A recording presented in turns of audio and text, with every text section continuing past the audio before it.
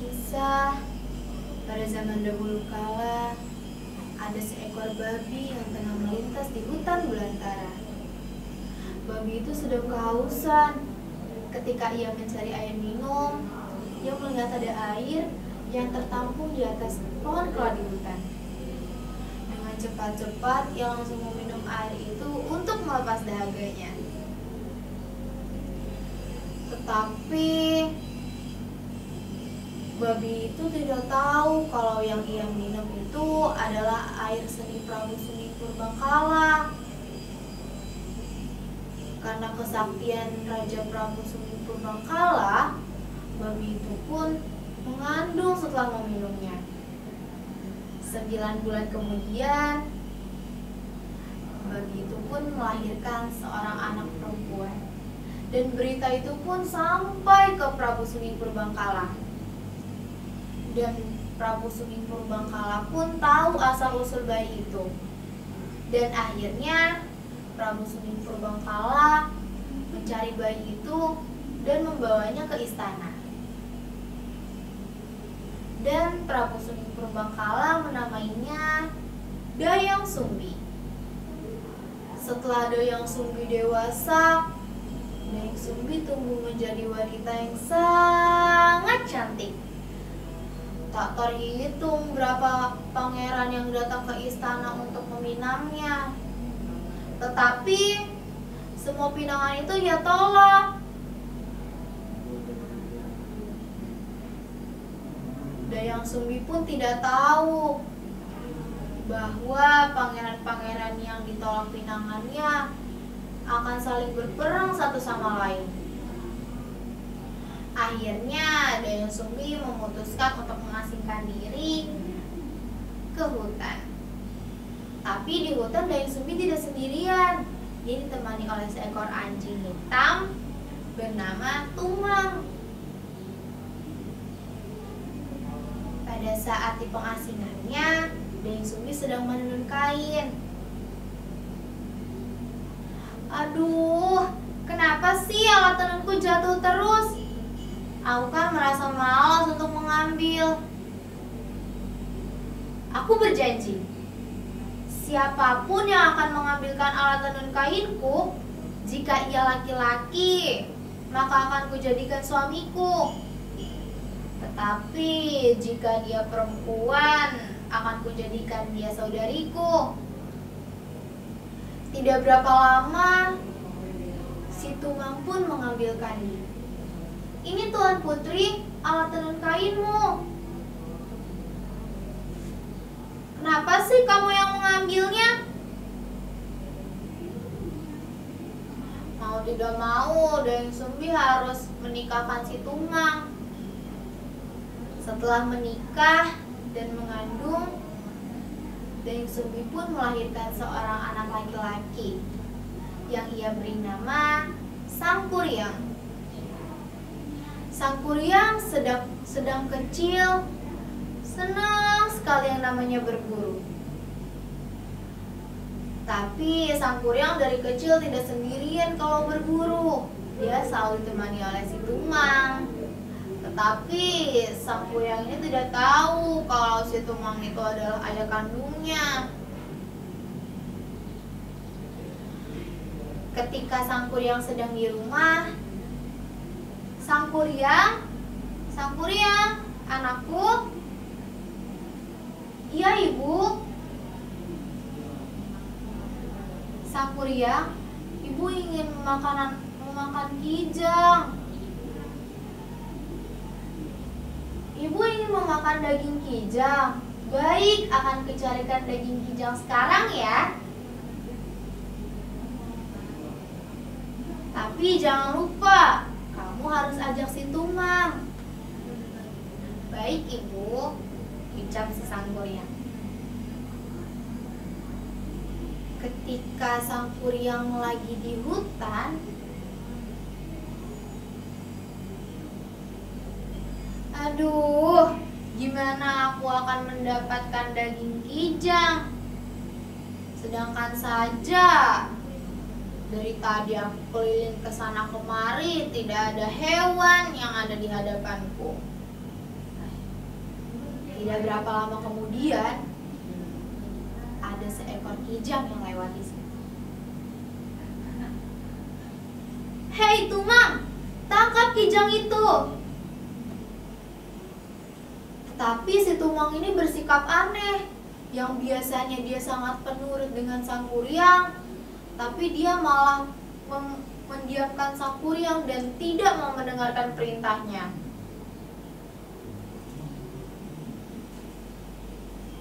Sang kuryang merasa marah sekali dengan si Tumang. "Hei Tumang, apakah kamu tidak mendengarkanku? Tangkap kijang itu. Jika tidak, aku akan membunuhmu," ucap si sang kuryang. Tetapi si Tumang ini masih saja mengabaikan apa perkataan sang kuryang.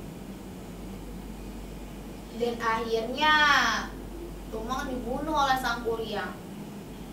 Dan sang kuryang membawa daging Tumang ke ibunya. "Ibu, ini daging yang kau inginkan." "Makasih anakku, kamu memang sangat pintar dalam berburu." "Baik ya, ibu masak dulu daging ini. Lalu ibu makan, ibu sangat senang sekali."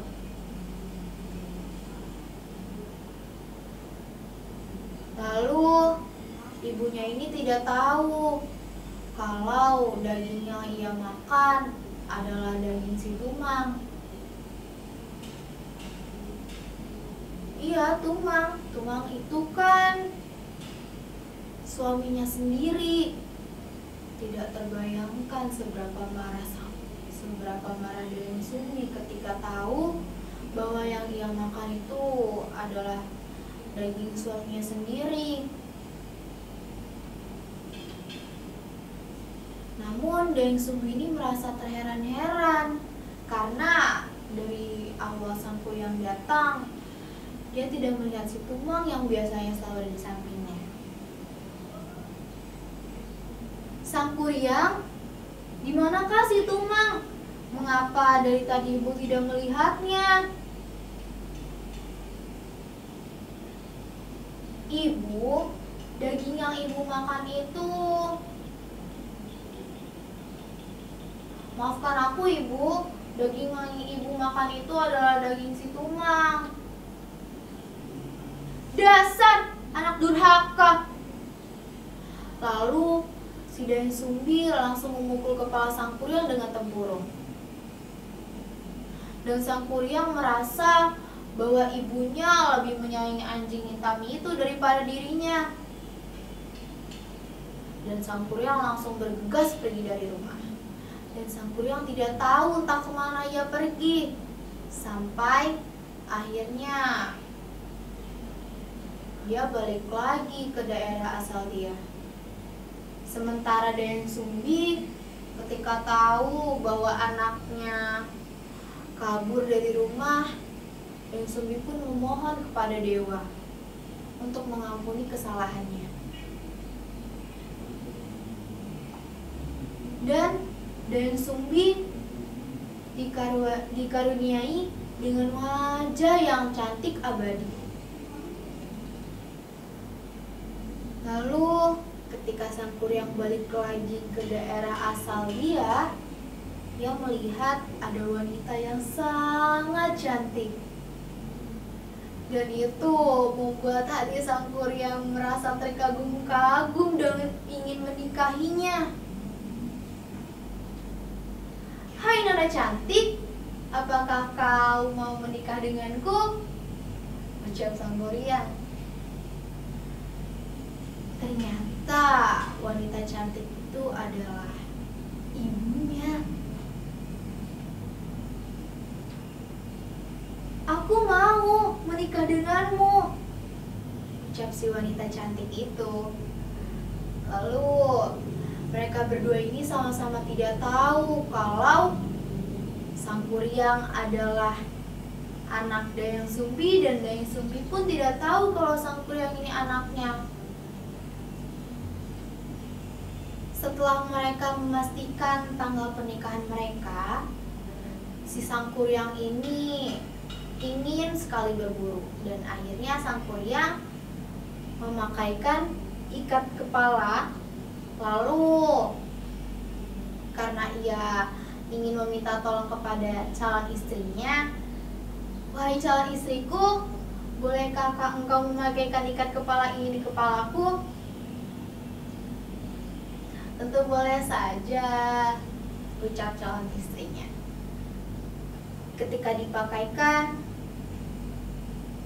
Sang Kuryang, "Bekas apa ini? Bekas luka apa yang ada di kepalamu?" "Oh, luka ini. Waktu dahulu ibuku pernah memukulku dengan tempurung." Dayang Sumbi pun terkejut. "Ternyata dia adalah anakku," dalam hati si Dayang Sumbi. "Bagaimana bisa aku menikahkan anakku sendiri? Aku harus membatalkan pernikahan kita." Tapi Dayang Sumbi ini memilih untuk jujur dulu kepada Sang Kuryang. "Sang Kuryang, sebenarnya engkau adalah anakku, dan aku adalah ibumu yang memukulmu dengan tempurung. Aku rasa kita tidak bisa menikah." Sang Kuryang merasa marah. "Kamu bohong. Tidak mungkin aku adalah anakmu. Kamu hanya saja tidak ingin menikahiku," ucap di Sang Kuryang. "Tidak, ini memang kenyataannya, aku adalah ibumu." Lalu akhirnya setelah berbincang-bincang, "Oke, jika kamu tetap ingin menikahiku, aku punya satu permintaan. Permintaan apa itu akan kupenuhi.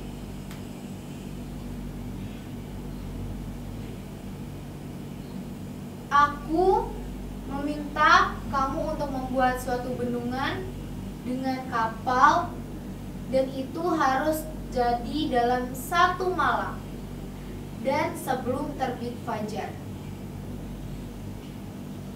Awalnya si Sang Kuryang ini merasa bahwa dirinya tidak akan mampu untuk melakukan itu. Tetapi si Sang Kuryang ini dibutakan oleh cinta, dan akhirnya dia mengiyakannya. "Baiklah, akan kulakukan semua itu. Kamu tunggu saja di sini," ucap Sang Kuryang. Lalu Sang Kuryang bergegas untuk membuat bendungan itu. Ketika sedang membuat bendungan, ia merasa bahwa memang dirinya tidak mampu, dan akhirnya dia memanggil para makhluk halus untuk membantunya membuat bendungan dan kapal. Ketika membuatnya, Dayang Sumbi melihat dari jauh. "Aduh, bagaimana aku bisa membatalkan ini semua?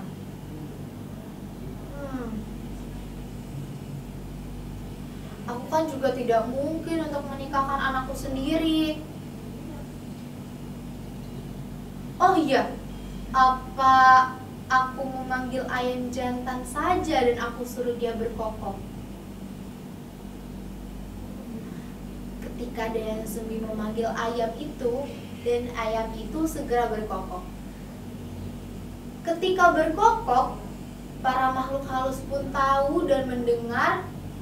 Makhluk halus pun langsung kabur entah kemana dan tidak membantu Sang Kuryang untuk membuat kapal. Sang Kuryang merasa kesal. Kenapa sudah fajar? Dan akhirnya Sang Kuryang tidak jadi menikah dengan Dayang Sumbi.